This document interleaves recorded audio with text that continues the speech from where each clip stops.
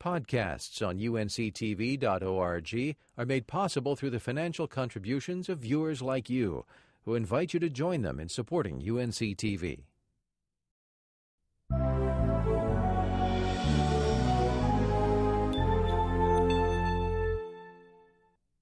Next on North Carolina Weekend, the North Carolina Museum of Art unveils its transformation. We'll spend the night at the Ashford Inn in Clinton, and I'll check out the Cuban Revolution in Durham after dark. Coming up next. Funding for North Carolina Weekend is provided in part by the North Carolina Division of Tourism, Film, and Sports Development, committed to showcasing our state's natural scenic beauty, rich history, and unique cultural attractions. From the Blue Ridge and Great Smoky Mountains across the Piedmont to 300 miles of Barrier Island beaches, everything from big-time adventure to small-town charm is just down the road in North Carolina. Quality public television is made possible through the financial contributions of viewers like you, who invite you to join them in supporting UNCTV.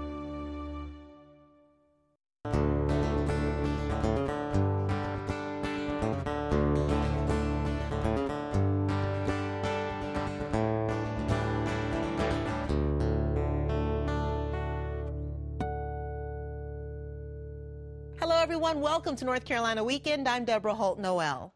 This weekend, the North Carolina Museum of Art in Raleigh unveils the final stage of a 3-year expansion with the opening of their new exhibition building set among the museum's 164-acre park.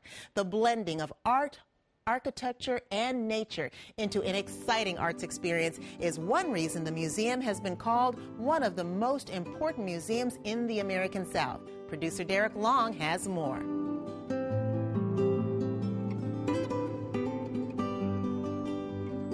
The North Carolina Museum of Art's newest manifestation is the result of a 3-year expansion to transform the museum experience into a blend of art, architecture, and nature. In '97, we opened this park theater for concerts and films, and people began to explore the outdoors around the museum. And then we got this 164 acres of land made available to us. We turned it into a park and a setting for arts experiences about the environment. 5 courtyards off the new building, as well as the outdoor sculptures and pathways throughout the museum park, help make the outdoors a part of the art experience. When we began thinking about an expansion of the museum, it was just natural that we would think about how to bring the outdoors, the park, into the experience of looking at art indoors.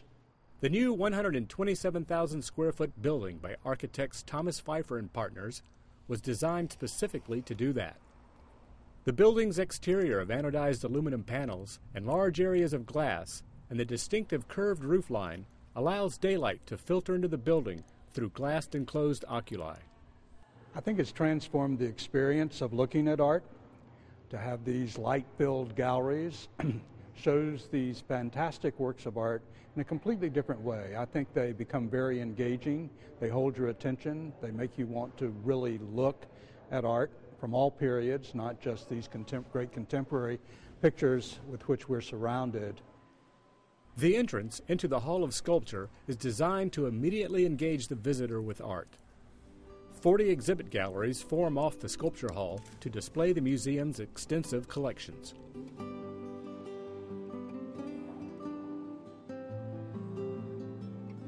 The expansion was able to attract new collections to the museum. The new building really enticed a lot of major collectors to give work to the North Carolina Museum of Art.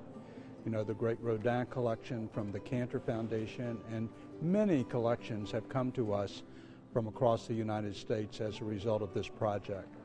We have over 100 works of art that have never been on view in the previous experience, and so many of them are gifts of works of art to the museum. Wonderful works have begun to enhance every part of the collections of the museum. A trip to the North Carolina Museum of Art is not just a visit to an art museum. It's more of an outing to a playground of the arts. I think the public will be really thrilled and surprised to see how wonderful the experience is. And even for those folks who don't go to art museums very much and consider themselves not art savvy, they're going to be impressed by the beauty of the works of art in the experience. And our idea is that you don't have to know a lot about art or art history to have a great experience in an art museum.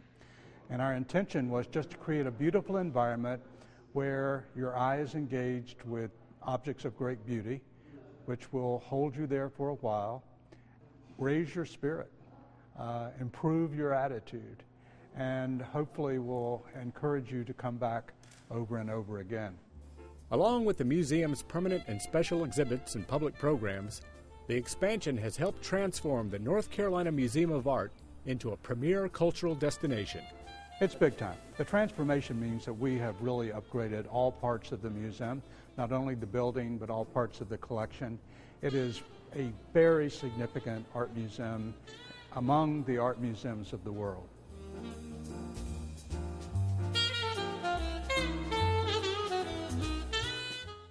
The North Carolina Museum of Art's Grand Opening Festival will celebrate the state's rich diversity of arts with musicians, dancers, poets, writers, artists, and more.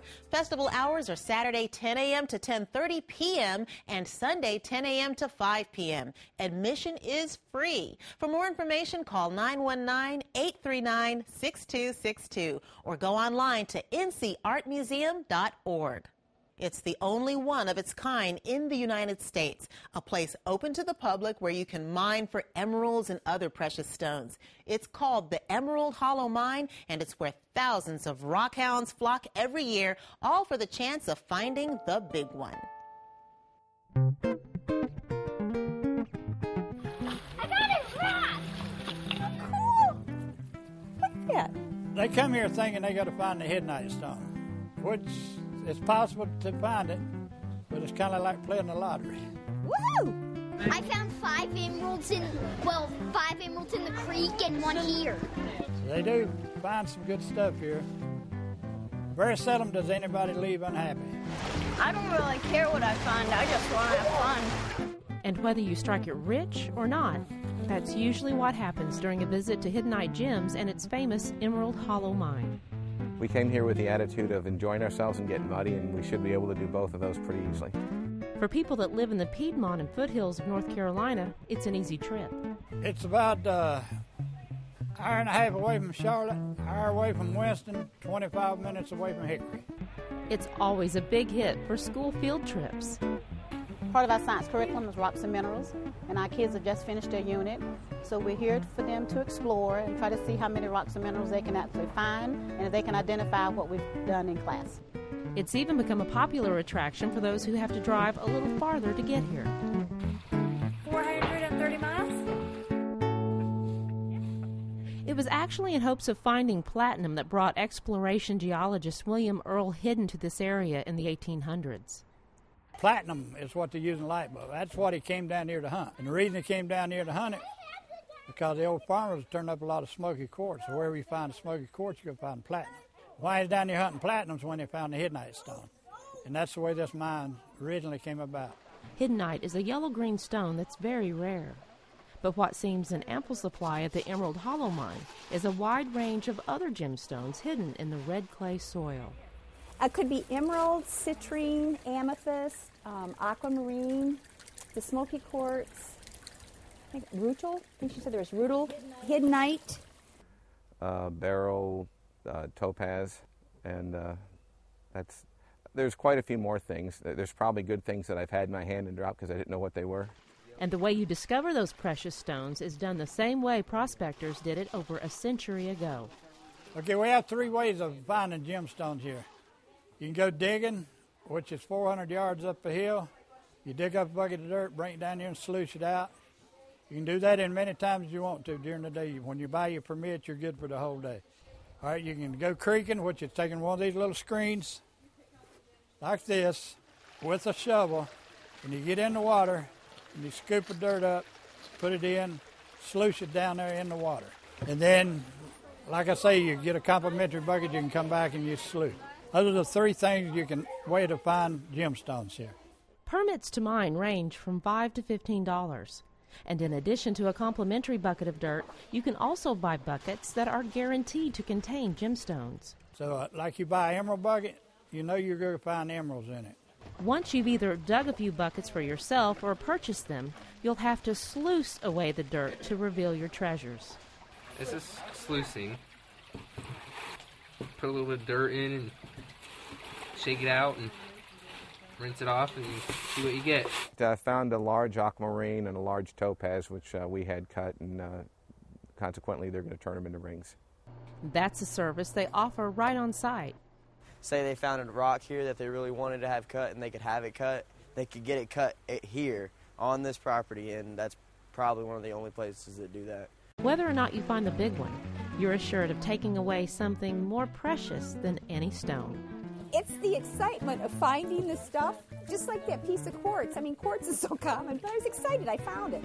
Hiddenite Gems and the Emerald Hollow Mine are in Alexander County between Statesville and Hickory. For directions or more information, log on to their website at hiddenitegems.com or give them a call at 866-600-GEMS. Have you been feeling a little frustrated lately? Is something irritating you, like the weather or the state of the economy? Or the fact that shopping carts never steer straight? Well, producer Katie Lobrick introduces us to some people who decided that it's time to stop whining and start singing. It's a beautiful winter day in the Triangle, but these people have decided to spend the afternoon indoors working on a project many of them have never even heard of. Some of the participants know each other, but most are relative strangers. The group's organizer is new to the project, too. Even so, the sound coming from this makeshift rehearsal room is not complaining. Well, not quite. What is with all this cold weather and snow and ice storms? I moved here to get away from all that. It all started on a different winter day in Helsinki. A husband and wife were taking a walk and grousing to each other as couples often do, when they realized that the Finnish word for what they were doing translated literally as complaints choir. So they decided to start one, and it became a worldwide phenomenon. Well, somebody posted the Tokyo Complaints Choir on my Facebook page, and I thought it was really funny. They start wearing those masks, you know, that the Japanese wear to protect themselves from swine flu, so the whole chorus begins with their mask on, and then part of the way through the song, they take the masks off. It's a very dramatic moment. And I thought, this is hysterical. And it turned out that there were scores of them. So I said, why shouldn't we do one of those too? So Jane Pepler, an accomplished musician herself, contacted her friend Glenn Merbach, a local composer and music director, and the Durham Chapel Hill Complaints Choir was born. They began by soliciting complaints from family, friends, and colleagues, and lining up singers. Then it was time for the first rehearsal. In addition to the music, there's a bit of housekeeping going on during this session. The singers are helping sort through the complaints, filing them into categories such as work, transportation, and metaphysical and miscellaneous, among others. They may also submit a few complaints of their own. Pepler and Merbach are also using the opportunity to listen to the complaints as they are sung, sounding out phrases they may want to update or rearrange, and determining the tempo and pacing the final composition will take. I was thinking as they went through the complaints to figure out ones that have the same kind of cadences, and maybe to have 3 or 4 that have a longer amount of syllables, and to top it off with one of the shorter syllables, like a punchline, and try to use musical phrasing that will fit the complaint. So I think it's just a matter of taking them and just like putting together a puzzle. And just by hearing them read them, I already was thinking about cadences and the rhythm of the words and the musicality of the words and the short lines, the long lines, and how that can all be made into satisfying musical experience. What seems like a large undertaking is actually a cathartic process for all the participants. The cheerful tone of the song allows both the singers and the audience a chance to laugh at themselves for a moment while making light of sticky issues that often irritate us all. In so doing, the song and the singers break down the walls between us and remind us of our similarities. When Jane emailed us, and included in her email, she had referenced several YouTube videos of people who had done this around the world. And what I really liked was seeing people from different countries complaining about things in their place far away from us, and is still feeling the same things that we do. And that's the spirit the Durham Chapel Hill Complaints Choir is taking forward as they prepare for their public debut. Complaint choirs are supposed to be cathartic. I think they'll be amused. That's the whole point of it, is for us all to amuse each other. The Durham Chapel Hill Complaints Choir will hold several public performances on Sunday, May 2nd. For more information on the locations and times of the concerts or on complaint choir singing in general, visit their website at complaints-choir.com. If you're looking for a perfect recipe for a weekend getaway, add a lovely old home, a touch of mystery, and a delicious home-cooked breakfast. As Elizabeth Wilder discovered, you'll end up with one relaxing trip to the Ashford Inn in Clinton.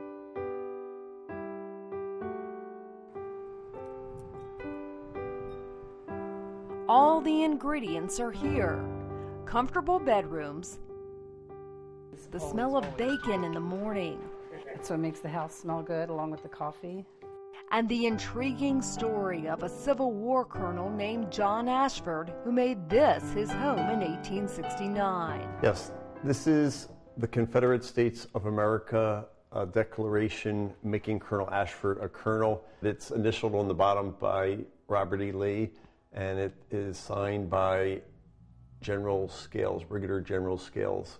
With the colonel, wife Elizabeth, and Uncle Billy looking on, the old home place is now a bed and breakfast. And it's not a destination. You know, you're not going to say, oh, I've always wanted to go to Clinton, but you may stumble upon it and be pleasantly surprised. The innkeepers were thrilled to find the Ashford and relocate from New Jersey. Now they're happy to show off their lovely B&B. It's these little pocket doors.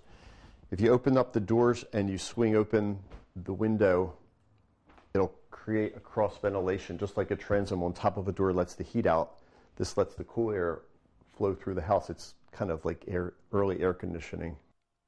About an hour between Raleigh and Wilmington, the inn attracts guests looking for a getaway and business travelers wanting something different, like a hammock in the backyard. I highly recommend it if you're visiting in Clinton or you're here in business or you need to stay here in Ashford Inn. Dr. Marcus stays here 5 or 6 times a month to be close to the hospital when he's on call. It's a very special place. It has history. When you come here, you feel you come into home. You know, we love when people love the house. Like, we love this house.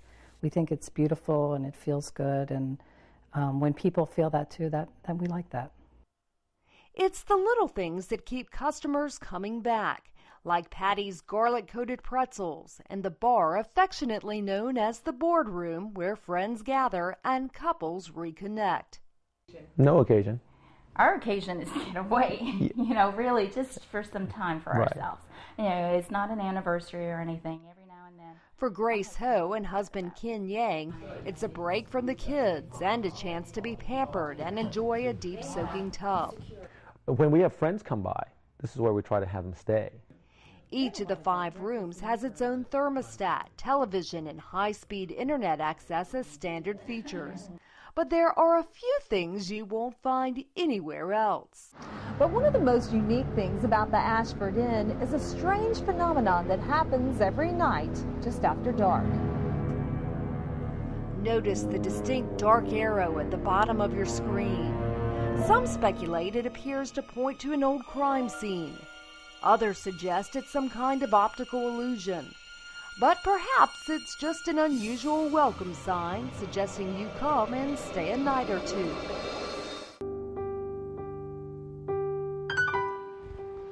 Oh, I wasn't expecting you to be there. Another special feature at the Ashford is that you can eat your homemade breakfast whenever you want to. You're welcome. It's an important perk for travelers who can't wait around for a group breakfast.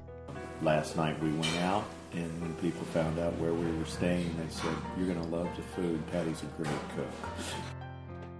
And she doesn't disappoint.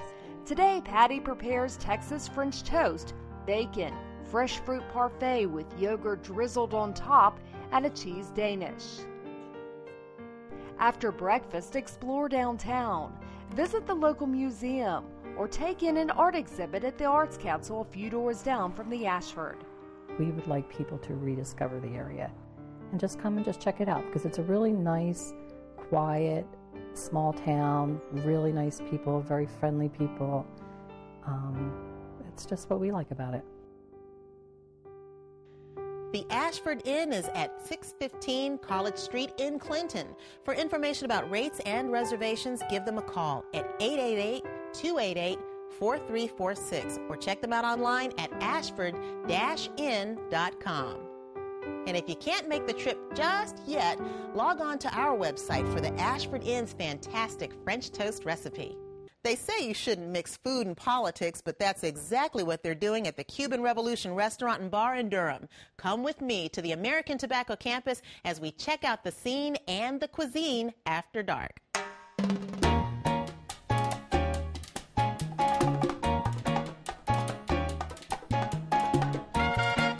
Cuban Revolution is all about the feeling of the 1960s. We are, I would say, a 1960s cafe infused with the passion of a Latin restaurant. We like to feed your mind and feed your body at the same time. There are actually 2 Revolution restaurants in Durham, but just about the only thing they share in common is their close proximity to the Durham Performing Arts Center. The Revolution at 107 West Main Street delivers excellent American cuisine in a cool, sleek atmosphere. But if you want a complete departure, head to 318 Blackwell Street and the Cuban Revolution, where they're not afraid to mix good food and racy politics. Even before you hit the door, your nose has caught the amazing aroma of Latin cooking. Our cuisine we've tagged as Revolution Fusion. So you're not going to find 100% Cuban food, but you are going to find the Cuban food that we do done very well. Our Cuban sandwiches are right on point. They are more or less a Tampa version of the Cuban sandwich, which is where I'm from. Our ropa vieja is adored by almost everyone who tries it.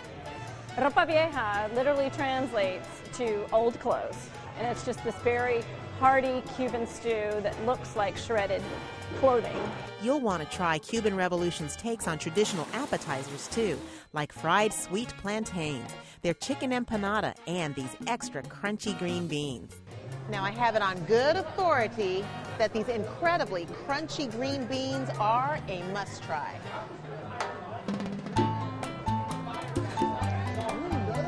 An edgy space with dark wood furnishings, electric blue lights, and Cuban music.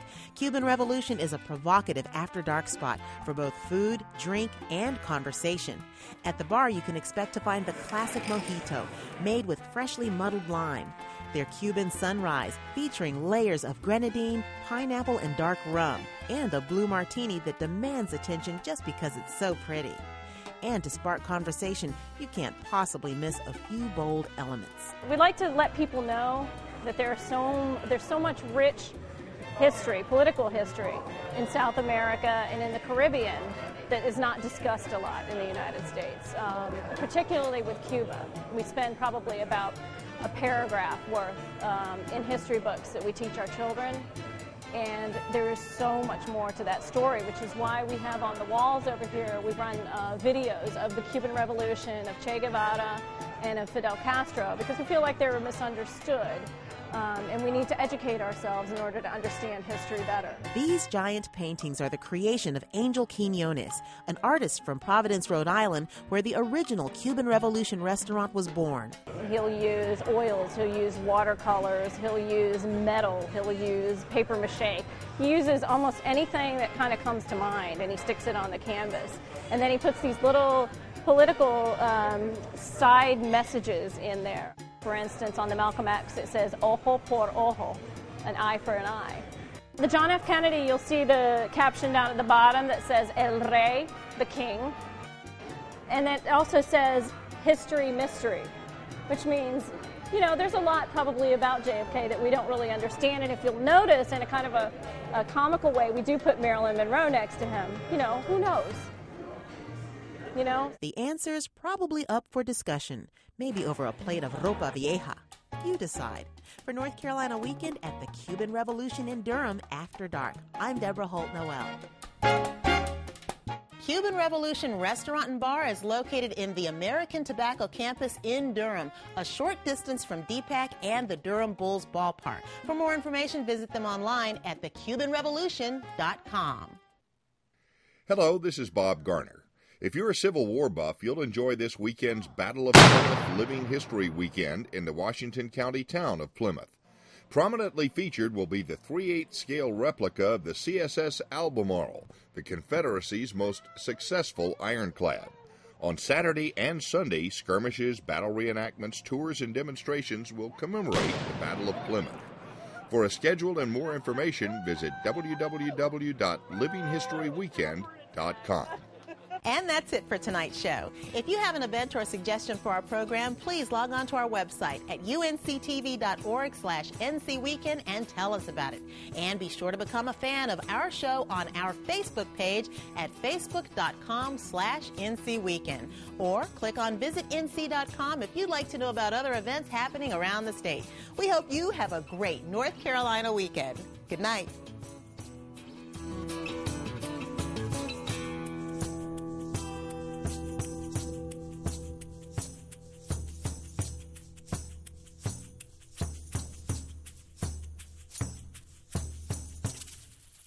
Funding for North Carolina Weekend is provided in part by the North Carolina Division of Tourism, Film, and Sports Development, committed to showcasing our state's natural scenic beauty, rich history, and unique cultural attractions.